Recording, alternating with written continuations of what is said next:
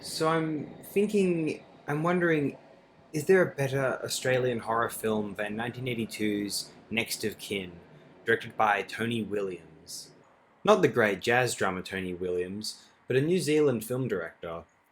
This film was a co-production between Australia and New Zealand, so alternatively it can be considered both the best Australian and New Zealand horror film ever released. Williams co-wrote this film with one Michael Heath, and they've devised a very inventive, interesting, and highly visceral horror screenplay together. But most importantly, however, what really makes this film shine, well, I said visceral, it's the fact that Williams was able to pull this off through his superb direction. There is assistance from cinematographer Gary Jensen, who previously photographed an interesting film called Harlequin, directed by Simon Windsor, who directed Snapshot, which we discussed recently.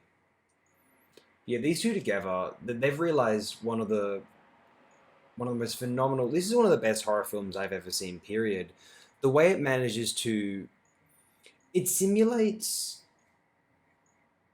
the psychological affect that takes hold of reality when one is so frightened the experience of existence feels like a nightmare one wishes they could wake up from but cannot.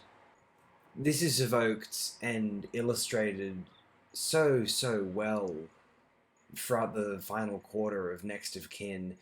Someone once compared it to The Shining. That's an interesting comparison, and I don't disagree with that. It's very interesting that that was considered. This could strike some as proto-elevated horror, although I'm pretty sure what its screenwriters were going for is more simply a straightforward, thrilling entry of the slasher zeitgeist, with a distinctly Australian feel to it.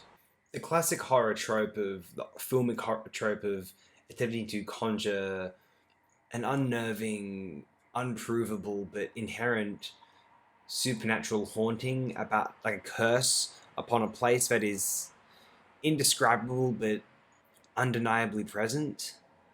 That is, I think that is what, like in The Shining, I think that's what was attempting to be evoked here, that real haunted house feel, but within a semi outdoors environment as well. Like that's what makes it very Australian, is the fact that it's a kind of rural wooden home, timber home with the the kind of creepy outdoorsy, endless landscape vibe as well.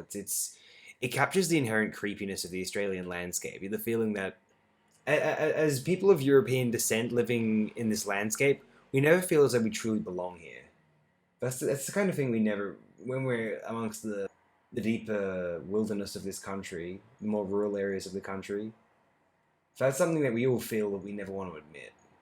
It's possible one could come to some conclusion about this film's thematic cycle and how coherent and beautifully subtle it is. Although I don't think this really adds anything to how powerful this film is a piece of horror filmmaking. It's one of the most impressive I've ever witnessed. Am I crazy? View this film for yourself. Tell me if I am wrong. Please, I'd love to know. Also, if this helps one feel enticed to watch the film, is one of the few films scored by the great German electronic music composer Klaus Schulze. And it's a fairly good score as well, I must say.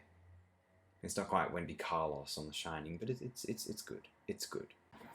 But yes, one of the most brilliant Australian films of all time, possibly the best Australian horror film of all time, and the best film that our country released throughout the 80s. Okay, maybe not better than Mad Max 2, that's a pretty high bar.